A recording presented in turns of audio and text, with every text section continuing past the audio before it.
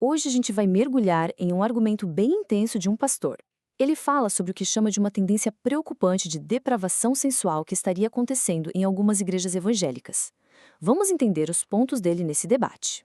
Olha, para a gente ter uma ideia do tom da conversa, o argumento já começa com essa frase, que é bem chocante, né? A sugestão vinda de uma pastora, que a fonte cita, é que os músicos talvez precisassem se vendar para não se distrair. Isso já mostra de cara a gravidade com que o problema é visto e coloca o debate num nível de urgência logo de cara. Então, para a gente poder acompanhar o raciocínio, a primeira coisa é entender o que exatamente ele quer dizer com essa tendência vergonhosa. Qual é o centro da preocupação aqui? A expressão-chave que ele usa é depravação sensual. E nesse contexto, é importante deixar claro, ele não está falando de um conceito teológico super amplo. O foco dele é bem específico. Roupas que ele considera provocativas ou simplesmente inadequadas para o ambiente de uma igreja. E segundo o pastor, essa não é só uma opinião dele, não. Ele diz que o que não falta é gente reclamando, tanto de dentro da igreja quanto, olha só, de pessoas de fora, visitantes, que ficam chocados com o que vem. E seria essa pressão, de dentro e de fora, que o levou a falar abertamente sobre o assunto. Ok, mas e na prática, quais seriam os efeitos disso? A gente vai ver agora como, na visão desse pastor, essa questão acaba impactando a comunidade e, principalmente, a imagem dela para quem vê de fora. Para ilustrar o problema, a fonte conta o caso de uma mulher cristã que vive um dilema. Ela fica com vergonha de levar o próprio marido, que não é da igreja, para o culto. E o motivo? O constrangimento que ela acha que ele vai sentir ao ver como algumas mulheres se vestem lá. Isso, claro, traz o argumento para uma realidade bem pessoal, né? Mostra como afeta as famílias. E aí vem uma comparação que ele faz que é até meio irônica. Ele sugere que, muitas vezes, a pessoa que visita a igreja pela primeira vez, mesmo sem entender muito, chega com mais reverência, com mais noção, do que alguns membros antigos. O resultado, segundo ele, é que o comportamento de quem é de dentro acaba escandalizando quem vem de fora. E a consequência final dessa percepção seria essa frase aí. A pessoa que visita sai de lá pensando, puxa, não tem diferença nenhuma entre igreja e rua. Na visão do pastor, isso é gravíssimo, porque acaba minando a credibilidade e a mensagem principal daquela comunidade.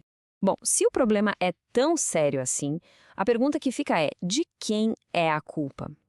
Agora, a gente vai ver para quem o pastor aponta o dedo, quem ele acha que são os responsáveis por essa situação ter chegado a esse ponto. E o primeiro responsável, segundo ele, não está no púlpito, não. Está em casa. Ele aponta que a raiz do problema é uma falha na estrutura da família, que seria a primeira linha de defesa, e que, na visão dele, está falhando. A lógica dele é a seguinte: a falha começa quando os pais não colocam limites ou padrões em casa, e ele vai além. Ele chega a dizer que alguns pais e maridos até defendem as roupas das esposas e filhas, o que cria uma barreira, né? Torna quase impossível que a liderança da igreja consiga intervir depois. Mas a crítica não para na família. Depois de apontar para dentro de casa, o foco se vira para o púlpito. O segundo grupo que o pastor responsabiliza são os próprios líderes da igreja. E aqui a acusação é bem direta. Ele diz que os pastores não só se omitem, como acabam validando esse comportamento. Como dando funções de destaque, tipo no louvor ou na recepção, para pessoas vestidas de uma forma que ele considera inadequada.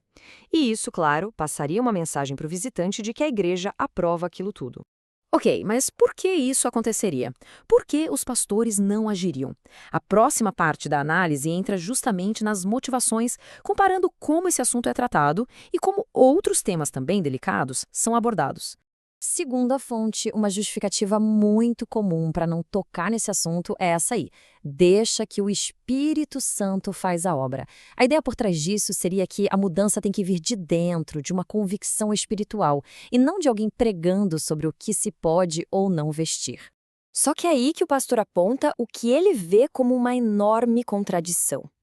Ele questiona por que os líderes da igreja têm tanta ousadia para falar de dinheiro, de dízimo, que também é um assunto super delicado, mas ficam em silêncio quando o tema é modéstia e decência. E a crítica dele fica ainda mais pessoal, mais afiada. Ele sugere que o silêncio de alguns líderes é por pura conveniência, um conflito de interesses mesmo. Ele alega que, em certos casos, as próprias esposas e filhas desses pastores estariam entre as pessoas que se vestem de um jeito que ele condena, e ele usa uma linguagem bem forte na fonte original para descrever isso. Para descrever a reação negativa que acontece quando esse tema vem à tona, o orador usa essa expressão bem particular, caspa demoníaca.